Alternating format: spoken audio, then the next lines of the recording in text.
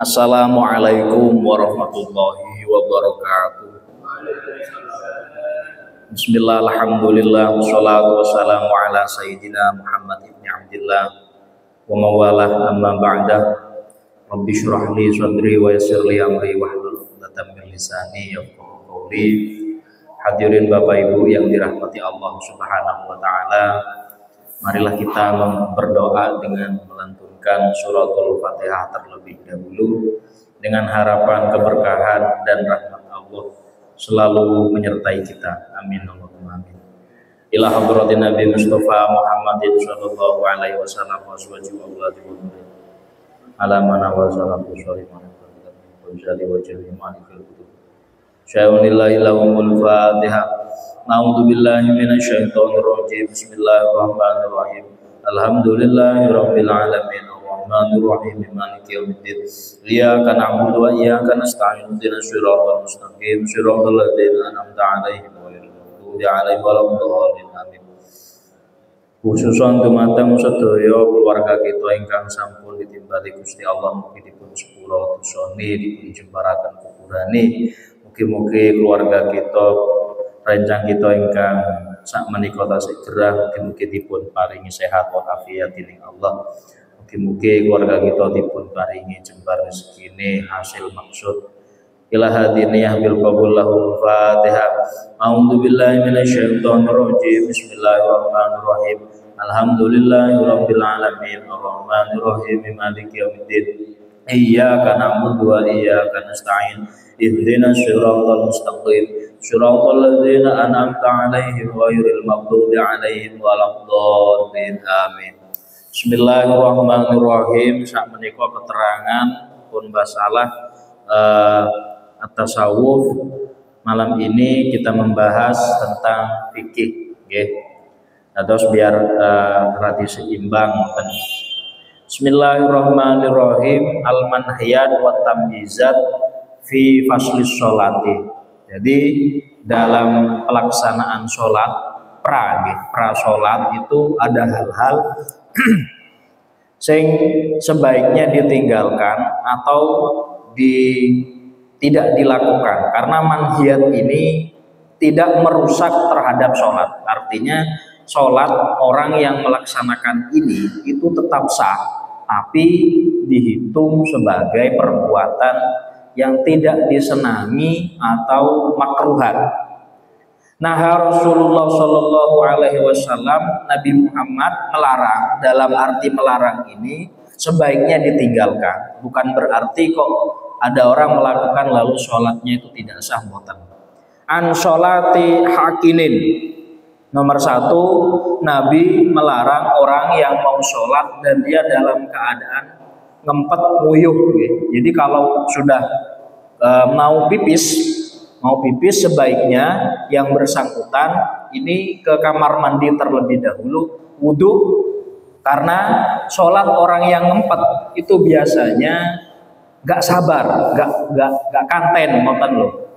Lebih-lebih nanti yang bersangkutan ini ketika sholat itu biasanya malah di dalam hatinya, karena saya pernah mengalami semacam ini, geremengi imami suwi mentomocone aku selak jumuyo, ya itu loh, malah menjadi bumerang untuk dirinya sendiri. Jadi sebaiknya orang yang dalam keadaan semacam ini, walaupun telah dilaksanakan sholat, yang bersangkutan ke kamar mandi terlebih dahulu. Yang kedua, wal hakibi. Kalau yang tadi adalah ngempet ngempet nguyuh.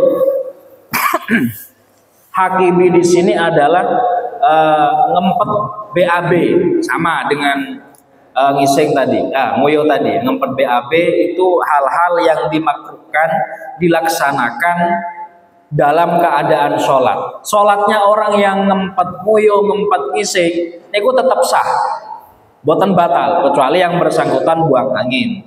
Akan tetapi secara fikih hal tersebut sebaiknya dihindari karena hukumnya makruh. Mengapa?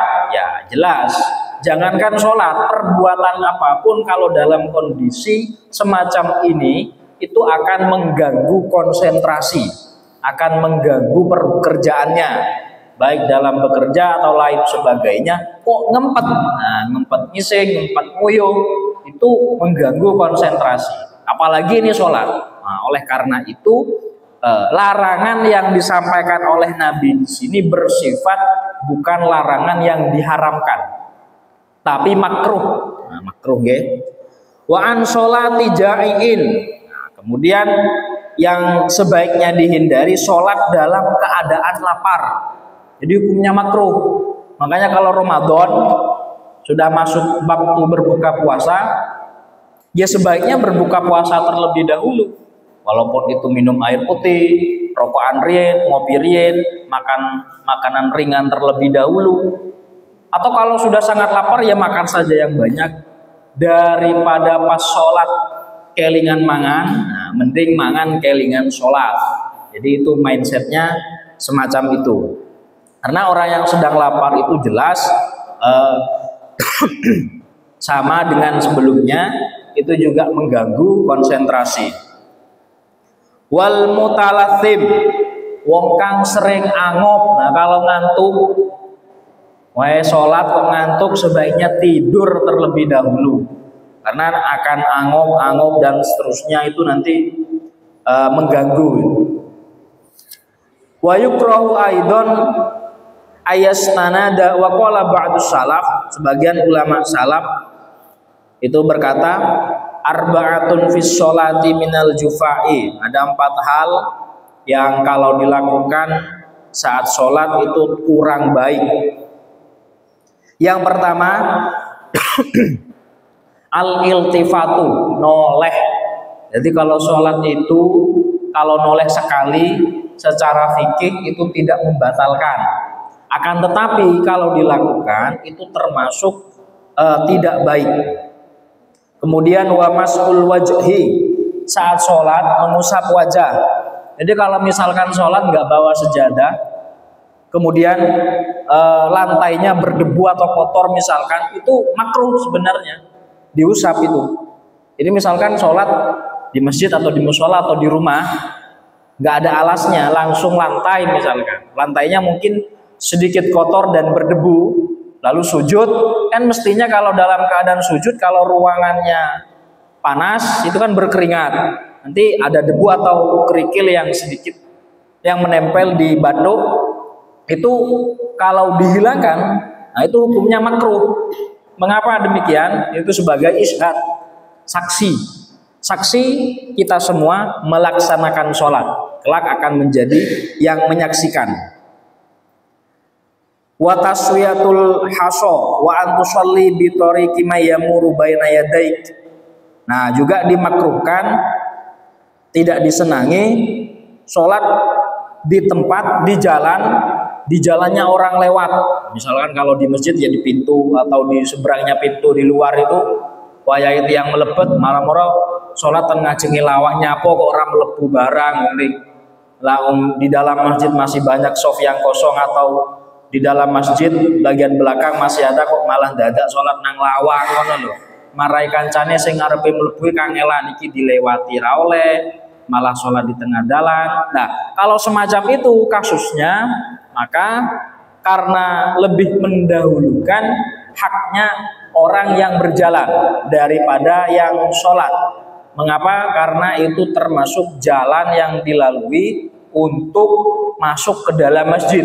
Nah, kok yang bersangkutan sholat di depan pintu, maka lewat di depannya itu tidak dipermasalahkan, artinya tidak apa-apa, karena itu haknya orang yang lewat. Kemudian tamyizul faraid was sunnah. Dalam aktivitas sholat ini kadangkala pernah saya menemui beberapa kasus, padahal itu perbuatannya atau aktivitasnya itu adalah aktivitas yang disunahkan, tapi makmum yang di belakang itu membaca subhanallah, seakan-akan saya itu sebagai imam lupa sesuatu, padahal keyakinan saya yang saya lakukan itu sudah benar.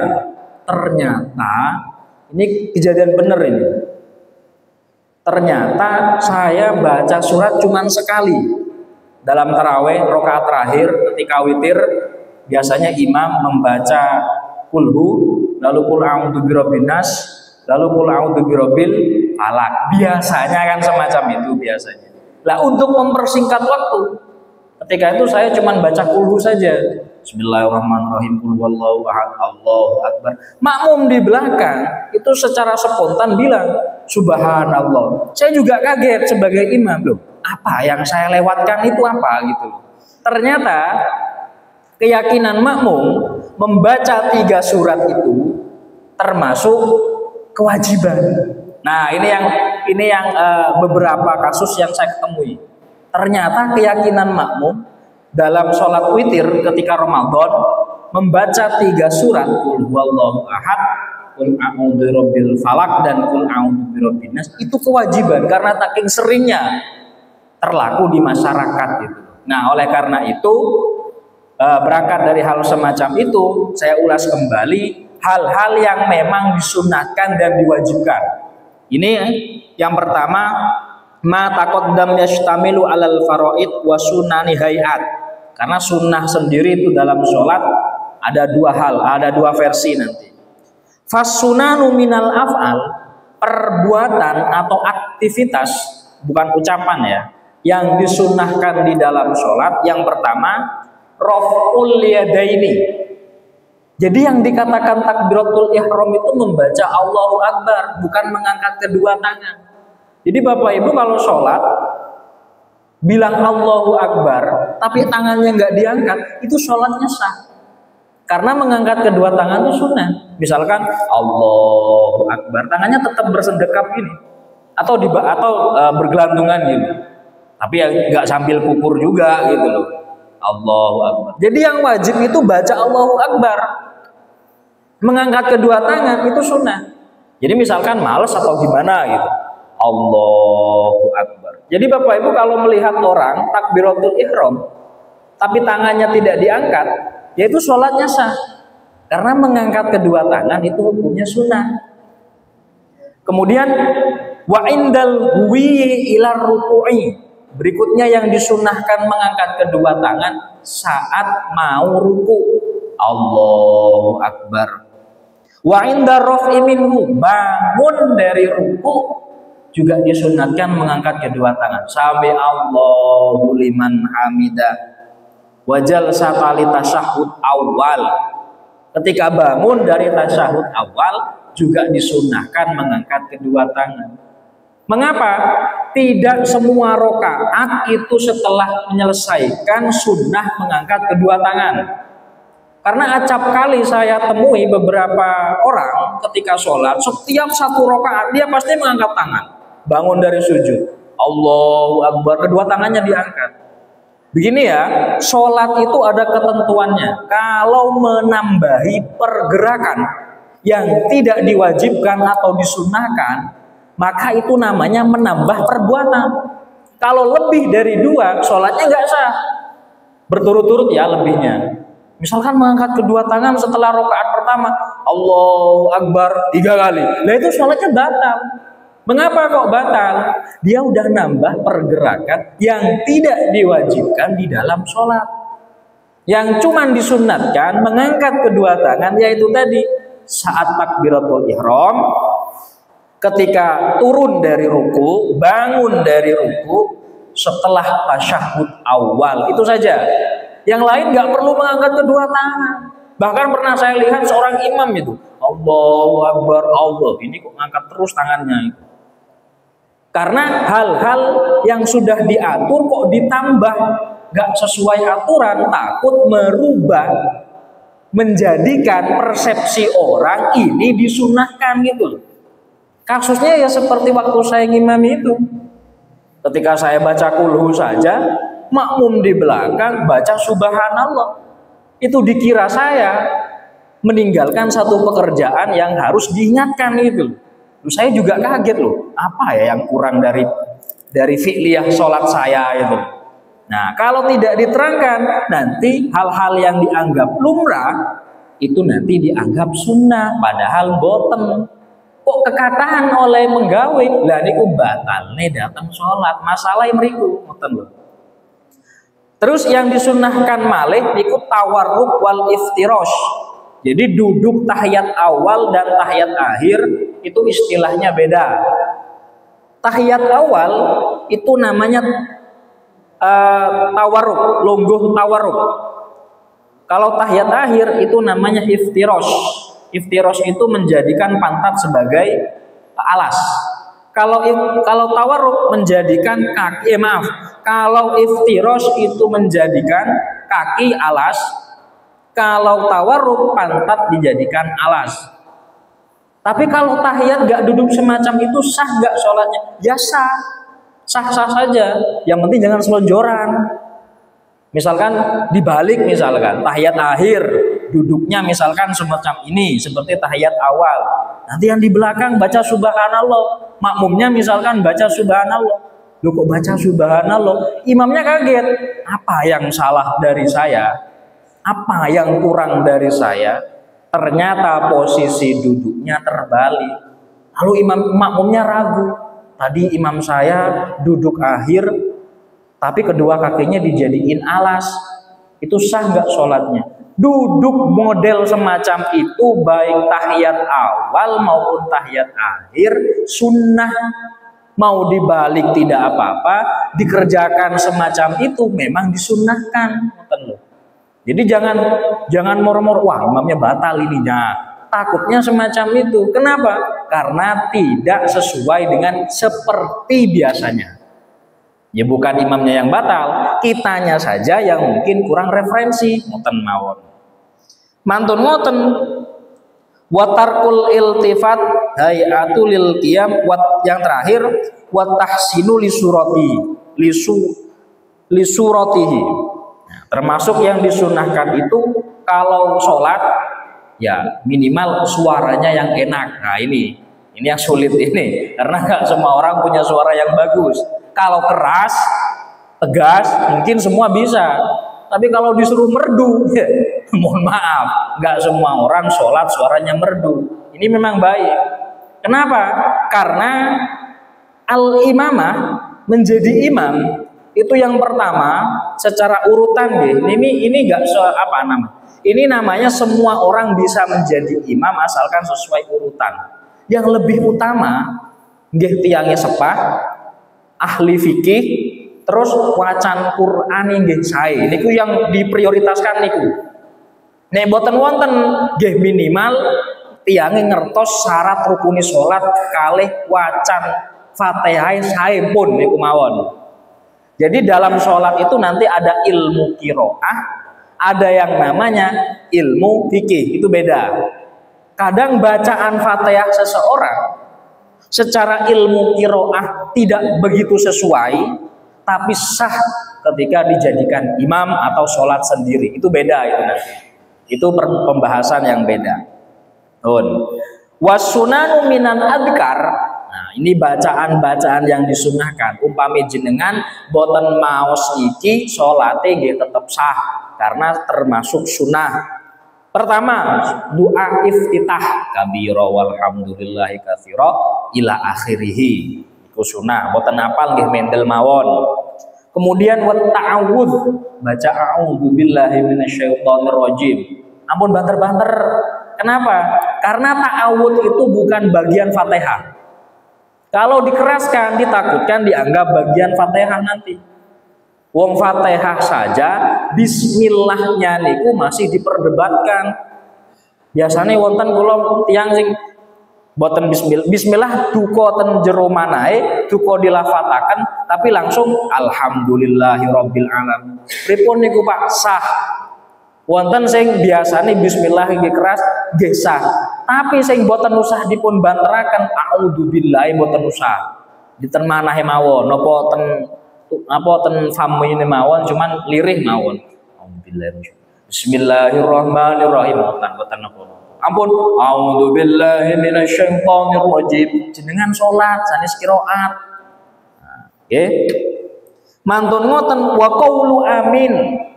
Duka imam, duka makmum nek mireng walabdolin niku dipun sunnahaken maos amin. Tapi amine imam nggih boten sebanter amine makmum. Amin niku lafate wonten 3 nggih. Wonten amin, amin, Amin. Terus kok wonten tiyang maos amin, ampun disalahaken niku nggih leres.